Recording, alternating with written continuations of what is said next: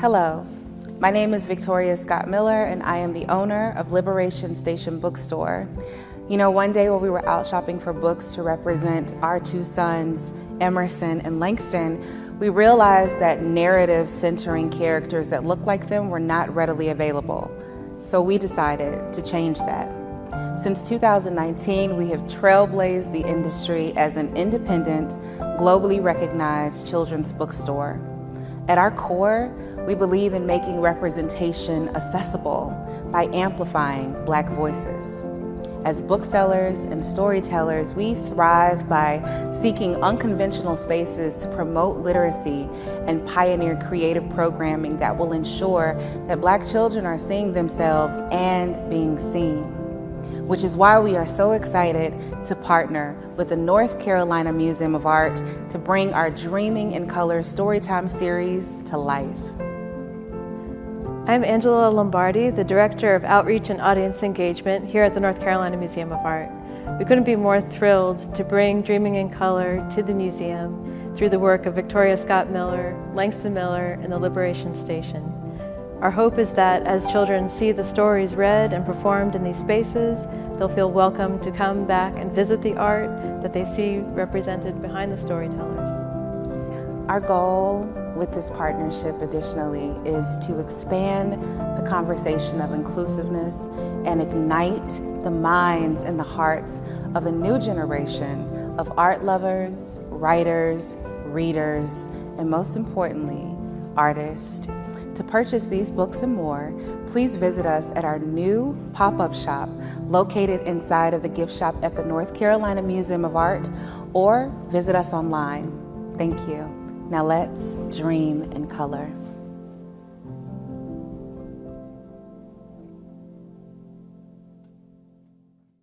Welcome to Dreaming in Color. My name is Langston Miller, and throughout the course of our partnership with the North Carolina Museum of Art, I have been given the great privilege to read stories by authors of color, ranging from Nikki Giovanni, Gil Scott-Heron, and Eloise Greenfield, to name a few. During this time, I have been inspired to write my own stories and poetry, and I hope that my personal discovery helps kids like me find their voice as well. Today I'm reading an original poem titled As Nature Takes Over. Nature is the leaves, grass, and land. Nature is the sea and sky. Let her take over and thrive. She will grow strong with you to the end. She will be as strong as a tree and stand tall with you. Believe and she will show her gratitude. She is the soil that you use. Take care of her and let her thrive. She is one with you. She is the sky, breeze. She is the air we breathe. She is the waves that crash to shore. She is the vines that grow over old buildings and old signs. She is the herbs that you put in your garden, such as rosemary, pineapple, sage, mint, and lavender. Nature is the earth. Nature takes over by taking spaces that are not needed to us, but letting her vines grow in places that are needed to her. I have a question. How do you take care of nature? Welcome to Dreaming in Color. One of today's selections is going to be Crown, an Ode to the Fresh Cut, written by Derek Barnes, illustrated by Gordon C. James. When it's your turn in the chair, you stand at attention and forget about who you were when you walked through that door. You came in as a lump of clay, a blank canvas, a slab of marble, but when my man is done with you, they'll want to post you up in a museum. That's my word. He'll drape you like royalty with that cape to keep the fine hairs off your neck and your princely robes. It's amazing what a tight fade, high, low, bald does to your confidence. Dark Caesar. Who knows? You might just smash that geography exam tomorrow and rearrange the entire principal's honor roll. A fresh cut does something to your brain, right? It hooks you up intellectually. You're a star, a brilliant, blazing star. Not the kind that you find on a sidewalk of Hollywood. Nope. They're going to have to wear shades when they look up to catch your shine. He'll lean you back in the chair, dab that cool shaving cream on your forehead, and then craft a flawless line with that razor. Slow, steady, surgical. It frames your swagger.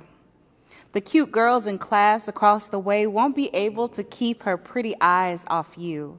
Her friends will giggle and whisper, "Girl, he's so fine." Yeah, that's what they'll say. The whole school will be seasick from the rows and rows of ripples. You'll have more waves on your head than the Atlantic Ocean. Shout out to my do-rag and Patience. There's a dude to the left of you with a faux hawk, deep part, skin fade. He looks presidential. Maybe he's the CEO of a tech company that manufactures cool. He's a boss. That's how important he looks. Dude to the right of you looks majestic. There are thousands of black angels waiting to guide and protect him as soon as he steps foot out that door. That's how important he looks. There's a dude standing in the mirror that can't get over the masterful design crafted on the side of his dome. Everywhere he goes, people will ask him for his autograph. He looks that fresh. He looks like he owns a few acres of land on Saturn. Maybe there's a river named after him on Mars. He looks that important. There are two dudes, one with locks and the other with cornrows, a lady with butterscotch complexion, and all they want is a shape-up, tapered sides, a trim, and a crisp but subtle line. And sometimes in life, that's all you ever need, a crisp but subtle line. When your barber is done, you'll feel like $1 million and some change. When the fingertips hit you with that apple green alcohol or that witch hazel, it'll sting, but not like a scorpion or a hornet, more like an electric stamp of approval.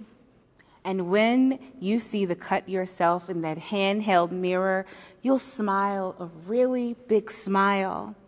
That's the you love the most. That's the you that wins everything. That's the gold medal you. Every person in the shop will rise to their feet and give you a round of applause for being so fly. Not really, but they'll look like they want to, and you'll see it in their eyes. It's the look your English teacher gives you when she hands you the last test with a bright red 97 slapped on it. It's how your mother looks at you before she calls you beautiful. Flowers are beautiful. Sunrises are beautiful. Being viewed in your mother's eyes as someone that matters, now that's beautiful. And you'll take it. You don't mind at all. Finally, he'll remove your cape and then swipe you down with a brush made of a golden horse's tail.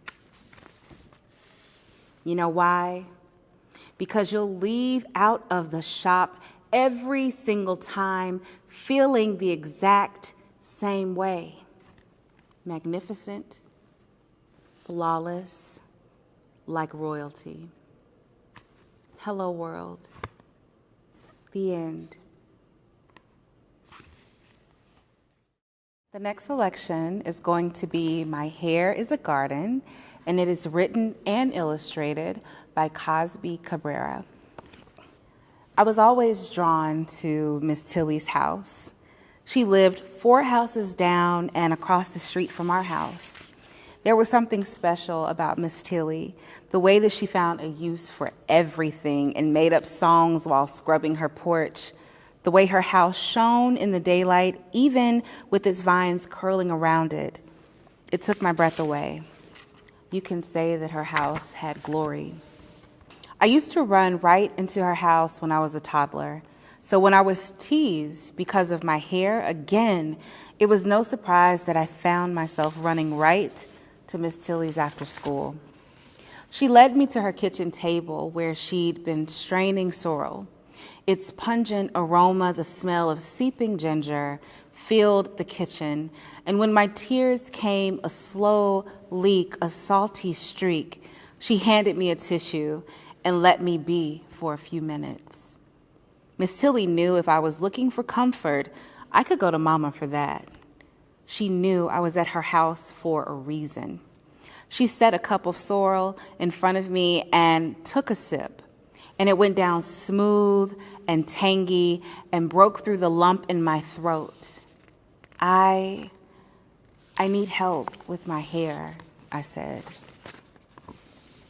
It wasn't the first time my hair had been made a joke. I sort of got used to it. I shrugged it off, or I'd keep my hat on even when I wasn't supposed to wear it in class. But when Julio Richards, who I'd known since kindergarten, said, "We all know Mac's hair is always a mess," he said it like it was a fact. Like we all know the Statue of Liberty is surrounded by water, or we all know that George Washington was the first president of the United States. Folks have been poking fun at my hair since I was little. I told Miss Tillie, Mama's tried to fix it, but the truth is she doesn't know what to do with it. I could feel Miss Tillie's hand on my thick nest of a head, and that gave me hope. I made a little song in my head. Miss Tillie's hair is shiny, Miss Tillie's hair is long. She wears it as a crown like a beauty wrapped in a song. You know, Miss Tillie's hair has glory. Miss Tillie called my mom to see if I could stay there for a while. Then Miss Tillie turned to me. "Now I'll show you how to shampoo," she said. "Shampoo? I know my hair is a mess, but it's not dirty," I thought. Miss Tillie put a towel around my neck and led me to the sink. Normally, I would part your hair into quarters before shampooing, but it's a bit tangled and matted now, so it's best to shampoo first. We'll detangle when it's more pliable, and then you'll need a wide tooth comb. "I already use a wide tooth comb," I said. "Well, when I use a comb, that is." Miss Tillie took out a large comb with teeth that looked as far apart as the spaces in a garden rake. I nodded. "Oh, right," I said. "A wide tooth comb. We'll use this one for now," said Miss Tillie. "Later on, when your hair is trained, you can go back to your usual comb." Trained? Did Miss Tillie mean that she could train hair? "Oh, yes," Miss Tillie replied. "You've got to work with what you have, but you can still tell it what to do."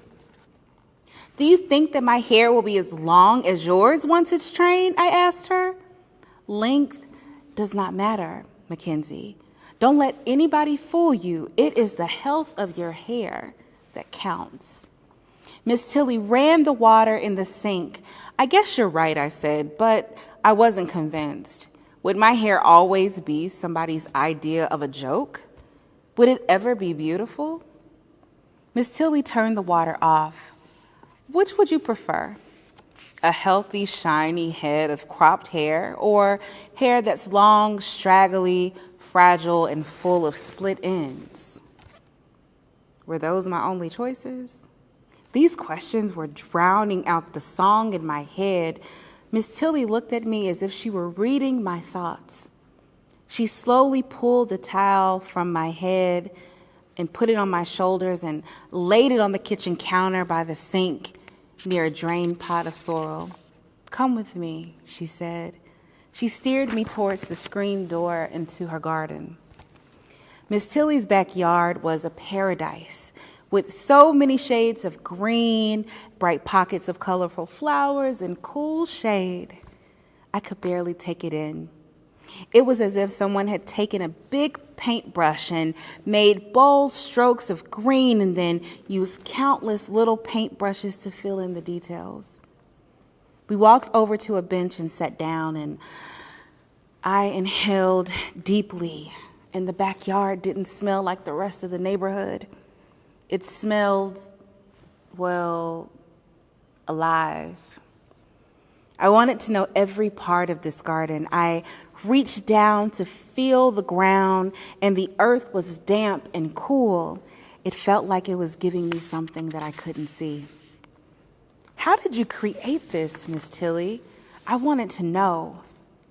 30 or more years ago, I put some seeds in the ground, Miss Tilly said, and I planted cuttings from neighbors and friends' trees and bought a few plants and bulbs from catalogs, and I pointed to the tree Miss Tilly called a Japanese maple, the big one that draped gracefully over the garden. "That tree was a cutting?" I asked. "Oh, that was a wee thing at first. The phone company man came through my yard one day and trampled all over it with their boots. Got in the way where they were sitting to have lunch, and I found it plucked up, clean and woven into the chain link fence." I gasped. "What did you do?" "Oh, I cried," Miss Tilly replied. "Paid $15 for that tree, and that was a lot of money for me at the time.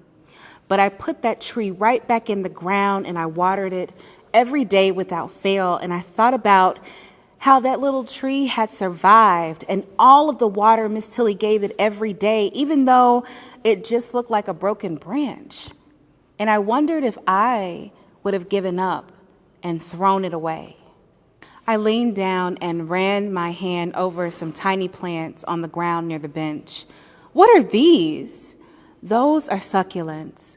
They hold a lot of water, makes a great ground cover.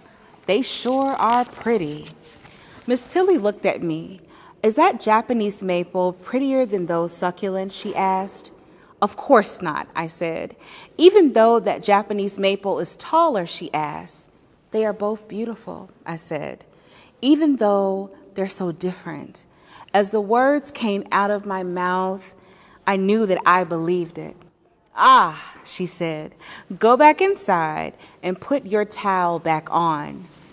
That was the day I first learned that my hair is a garden. My hair is a garden, and like any good garden, it must be cared for every day. The nutrients in the soil can be stimulated and enriched. My body is the soil for my hair, and what I give to the soil comes back to me. I love to eat right, and my words are like the seeds that I plant. What I think and I speak draws yield. I weed out all opinions that have no place in my garden. Miss Tilly says it's not what you start with in the garden that matters. It's the care and time and attention you give it.